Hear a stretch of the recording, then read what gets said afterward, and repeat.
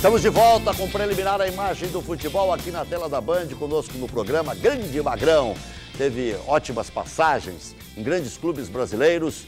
O narrador Daniel Oliveira e o repórter João Batista Filho da nossa rádio Bandeirantes, cada dia melhor que antes, FM 94,9 AM 640. E na Ilha do Retiro, como diria um antigo colega nosso já falecido, caiu um caminhão de melancia. Com um time descaracterizado, o Internacional jogou mal, perdeu para o líder Sport Recife por 3-0. Vamos falando sobre o jogo? E o Magrão já vai respondendo esse negócio do rodízio aí, já que envolveu também essa partida aí, Magrão. Você viu o jogo ou não? Vi, assisti o jogo. Sofre? Ainda sofro. Sofro bastante ainda, principalmente porque... Você jogou no Sport também, né? Principalmente jogou porque no Náutico? volante, não? Joguei no fim do Náutico. No Náutico. No Náutico fiquei 2 jogos, peguei minhas coisas e vim embora. Não recebi até hoje, tá? Sério? Era o Lisca doido? O técnico? Não era o Lisca, não. Acho que o treinador era o Zé Teodoro. Ah. Sabe por que o Magrão ficou louco? Porque faltava um primeiro volante. Eu cheguei na sala de imprensa no intervalo e os repórteres perguntavam, cara, ninguém tá vendo que precisa fechar o miolo de zaga ali, que tá aberto e tal. Faltava um volante nesse time, Magrão. Eu acho que o time estava muito desfigurado. Tava o Newton de zagueiro. A gente não trabalha o dia a dia, então é difícil você comentar e falar. Claro. Para colocar de zagueiro, deve ter treinado ele de zagueiro. Mas a gente sabe que é outra função. Assim, Tinha muita gente na frente do Muriel aí, né? É claro que, olhando assim, parece que a bola passa perto da mão dele, mas com 500 caras na mão, não tem. Na frente, não tem como ver a bola. Né? Iluminação fraca também, olha, dá pra ver, ó, Rec. Sabe que o Muriel já foi titular, o Dida já foi titular, mas agora o Alisson se consolidou. E aí há uma distância, a gente vê isso. Né? Mas sobre essa ainda do revezamento, dá pra manter o foco nas duas? É tão impossível assim? Eu acho que dá pra manter o foco nas duas. O que acontece é o seguinte, o desgaste jogando as duas é muito maior do que jogando uma só. Se o Inter conseguir o título da Libertadores, vamos esquecer esse resultado. Cara, óbvio. Óbvio. Como foi a Sul-Americana. A gente foi mal, ficamos em 8º, 9º no Brasileiro, ninguém falou nada porque só lembra da Sul-Americana, o título da Sul-Americana. Agora, se não conseguir o título, aí cai até a cozinheira. Porque aí vai ser cobrado, vai pegar um brasileiro no meio do caminho, já no meio, e lá atrás tendo que correr contra o tempo. Você não vê algumas só que aí vai ter que diferenças? jogar quarta e domingo com o titular. Você não vê algumas diferenças? Porque esse ano, o trabalho do Aguirre vai surtir dinheiro para o Internacional. É verdade. Dinheiro grosso, de jogadores bem jovens e bem valorizados. Porque teve a necessidade de colocar. Isso é um defeito que a gente tem no nosso futebol. A gente não aposta em quem está na base. Eu fiz 20 testes no Palmeiras e não passei. Joguei no Palmeiras, depois fui pro São Caetano, me destaquei, fui lá e pagaram um caminhão e me levaram pro Palmeiras. Então a gente às vezes... Não é enxergado. É sempre o gramado do vizinho que é melhor. Então eu acho que a necessidade fez com que surgisse Rodrigo Dourado, Valdívia, William, Jefferson, tudo grandes jogadores que com certeza, pelo que estão mostrando e pela... Não é um jogo, não, eles vêm jogando já, tem uma sequência boa de jogos que eles vão conseguir se manter daí para mais. Então a necessidade obrigou a colocar esses jogadores, como está acontecendo com o Grêmio hoje. E o interessante é o seguinte, né? Porque esse é um processo que não tem continuidade. Ele se mostrou na história que deu certo, e a gente usa muito o Santos quando foi campeão com o Leão, que a ideia, de repente, era não conseguir, era mostrar que não teria a condição de ganhar porque faltava recurso para investir no time. Então ele montou um time de garotos, o Santos jogou o que jogou e foi campeão. Quer dizer, ali ficou o maior exemplo, fora outros que nós tivemos, o maior exemplo, que era possível dar uma continuidade. E o futebol brasileiro, nesse aspecto, parece que não aprende. Quer dizer, o exemplo apareceu para o Brasil inteiro, para o continente inteiro, para o mundo inteiro, e o Brasil continua ainda... Daniel, o exemplo do Magrão, né? Eu joguei no São Caetano, aí foram lá e me buscaram de novo e me pagaram um caminhão. Agora há pouco o Firmino foi vendido para o Liverpool, para uma Babilônia também, mais de 100 milhões, e surgiu uma história que o pessoal contou. Ele foi oferecido para o São Paulo, não passou no teste lá no São Paulo, aí voltou, veio para o Figueirense, indicado... 17 anos. Com 17 anos, para o Figueirense indicado, com 18 anos já era titular do Figueirense, aí o Milton Cruz desceu, veio aqui num jogo, viu ele jogar e disse assim, eu quero esse guri, o empresário disse, os caras do Figueirense, não, ele já está vendido para o Hoffenheim, ele vai só disputar o brasileiro pela gente e vai arrumar para a Alemanha. Pô, o cara estava lá, não é assim há 5 anos, há um ano atrás ele estava no São Eu Paulo. ontem publiquei no Jornal Metro, deu muita discussão na última reunião do Conselho Deliberativo do Internacional. O Inter investiu nas categorias de base 2,25%.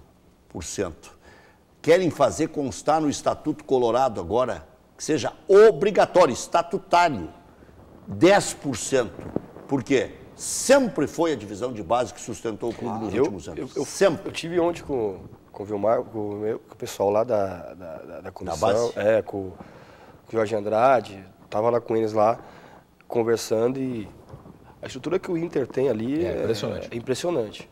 O Inter conseguiu desbancar o São Paulo, que era o grande formador, né? E como esse pessoal toca, assim, que eu sentei lá para conversar com eles, do jeito que eles mostraram como me mostraram todo o projeto, como eles fazem para revelar, desde a base, do treinador que saiu, quem vai entrar, já tem tudo, uma escada, tudo já montado.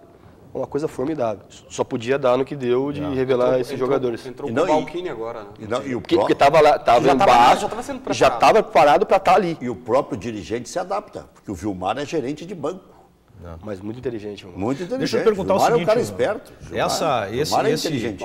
Aqui, já temos Instituto de Repórter, Daniel. Já temos uma pista. Tem um grande negócio. Ele se reuniu com os caras do Inter. Eu já estou juntando aqui. Não. Me reuni porque olha a onda. Em algum momento surgiu uma possibilidade de eu trabalhar ali na base do Inter. E eu tenho uma amizade muito grande com o pessoal lá. Assim, ali é minha casa. Foi 2 anos aqui, 2 anos e meio.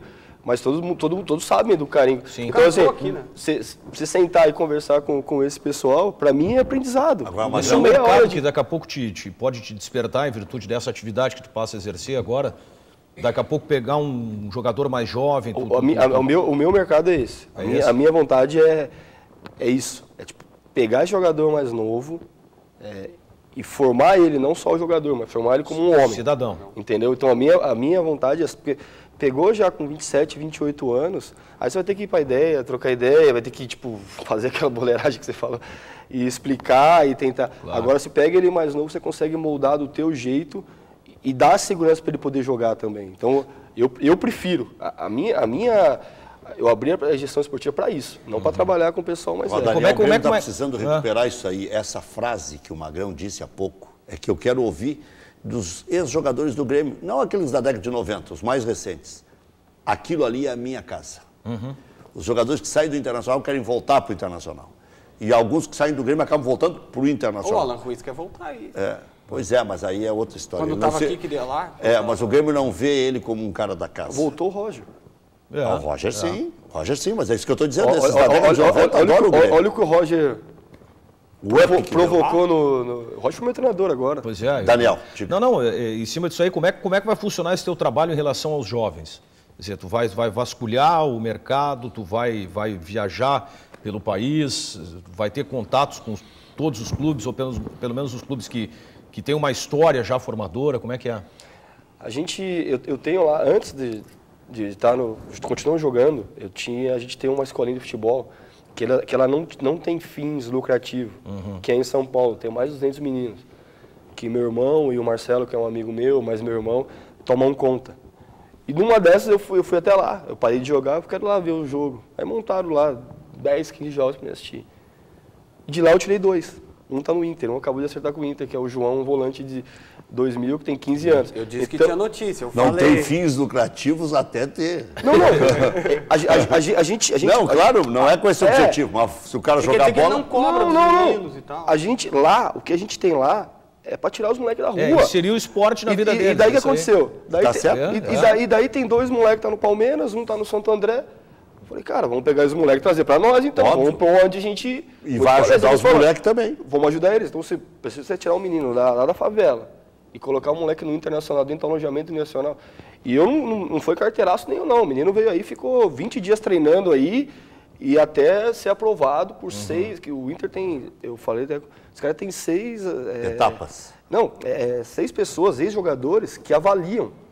Se, não é um que fala assim, passou ou não, que nem foi o Milton Cruz, no caso eu não quero, eu quero. São 6 que eles fizeram uma comissão. Uma colegiado. Para saber. E esse menino foi. Então eu tenho lá 200 meninos lá que a gente tira da rua, que fica lá para jogar futebol, para brincar ali, que agora está começando a dar frutos. Um desses 6, uma época foi o Jair, Príncipe Jajá, e o teste do Príncipe Jajá, ele conta que foi com um pato. O Fernando Carvalho chegou, chamou ele e disse assim, agora tu vai trabalhar no Inter e tal, tu vai ser um dos nossos olheiros e eu quero que tu avalie um jogador lá, um número 7, centroavante baixinho e tal, eu quero que tu veja ele, o nome dele é Alexandre. Então a gente tá querendo dispensar ele, então a gente só quer que tu olhe e tal e dê a baixa dele. Só que óbvio que era uma brincadeira não, teste, porque o Inter não queria dispensar o Pato de jeito nenhum. Não sei. E aí, não queria, sei. Não queria. Não Pelo menos sei. nesse momento não. Não sei, porque eles contam muito a vantagem, mas vai Tá, e é aí que deu certo. mas É que o Jair salvou, eu sei a história um pouco diferente. O Jair contou essa história aqui na Bandeirantes dizendo o seguinte, que ele chegou e disse, não, peraí, eu não vou dispensar esse cara joga demais. E aí disseram, não, é um teste, a gente não quer dispensar ele. Não, é porque eles iam fazer a Kaká que o Jair corrigiu. Essa é a história que o Jair contou. Mas... Ele contou ao contrário aqui no Donos da Bola. Não, sim, os caras depois aplicaram nele que era um teste para ver se ele conhecia futebol. Não, eles iam mandar o Pato embora. Aliás, o Pato saiu de lá para vir para o Grêmio, acabou no Internacional. Tem vários desdobramentos nessa história. Isso eu sei. Guinha Azul também, né? Bom, mas na Arena... Guinha Azul. Mas o Benítez e tal. Na Arena, o Grêmio voltou a se impor e ganhou do Cruzeiro por 1-0. Terminou a 10ª rodada no G4 do Brasileirão. Vamos acompanhar. O Grêmio está jogando bem, né, Magrão? Muito bem. Assim, eu suspeito falar porque eu tenho um respeito, uma amizade com o Roger. Ele que me levou para o Novo Hamburgo no telefonema, vem aqui, vem me ajudar. E ver ele nessa situação, a gente vai na mesma academia, a gente até malha e a gente acaba se conversando quase que sempre. Ele entende muito futebol. Ele é um cara diferenciado. Né? Diferenciado, preparado para esse momento. Ele só saiu do Grêmio porque ele saiu para voltar.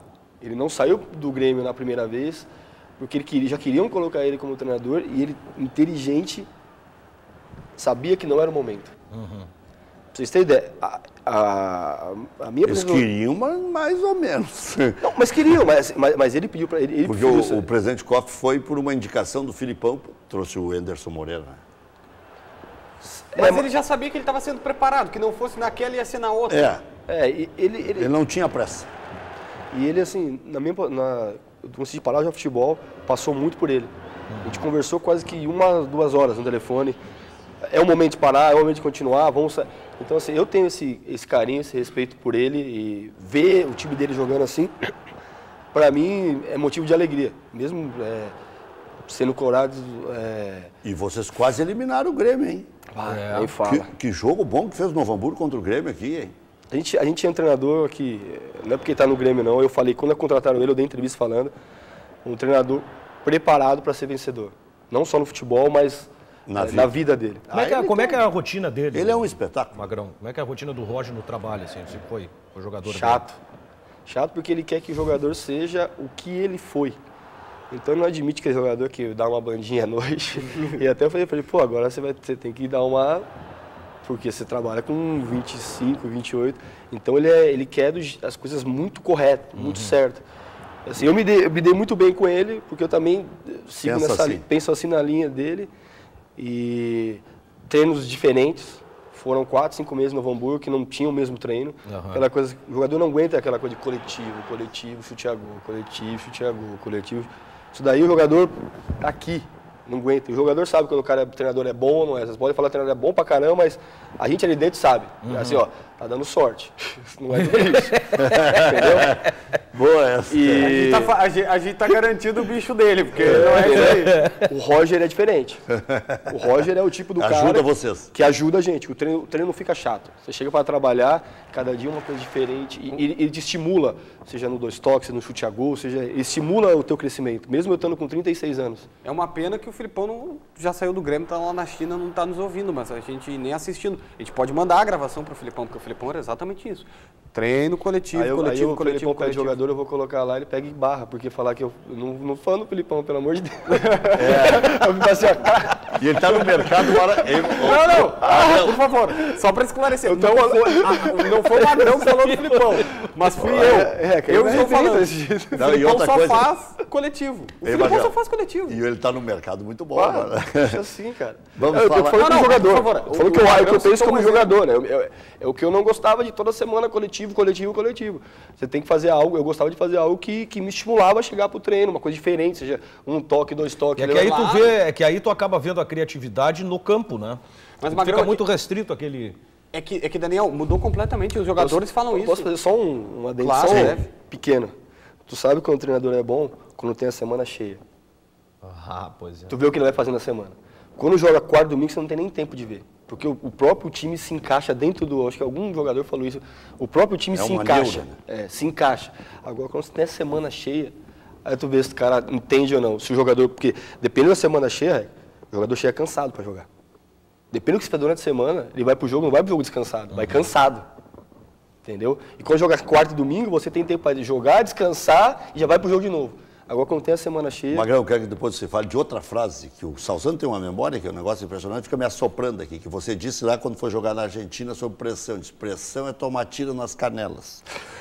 O Magrão fez essa frase. Antes do jogo. É verdade. E a outra, o drama pessoal do Magrão, a volta por cima e saber a hora de parar. Diz, bom, já que vão querer me punir e tal, numa situação que não está bem definida, então largo eu, não precisa me punir, deixa que eu saio fora. Depois do intervalo comercial e projetando também os jogos da dupla Grenal, neste final de semana, o Grêmio contra o Santos às 4h da manhã na Vila e o Inter às 6h30 da noite contra o Galo aqui no Beira-Rio. Já voltamos.